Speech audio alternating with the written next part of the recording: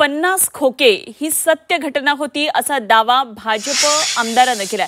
संतोष बांगर यांनी एकनाथ शिंदे यांच्याकडून 50 कोटी रुपये घेतले आणि त्यानंतर ते एकनाथ शिंदे यांच्यासोबत गेल्याचा गंभीर आरोप तानाजी मुटकुळे यांनी केलाय।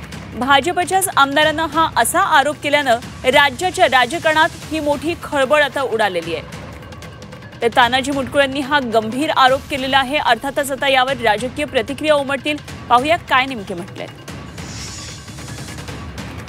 संतोष बांगर यांनी आदल्या दिवशी उद्धव ठाकरे साहेबांच्या संदर्भात, उद्धव ठाकरे साहेब देव आहे, तुम्ही उद्धव ठाकरे साहेबाला सोडून जर गेले तर तुमचे लेकरं बाळ झाले होती, तुम्हाला बायका मिळणार नाही असं रडून वक्तव्य केलं।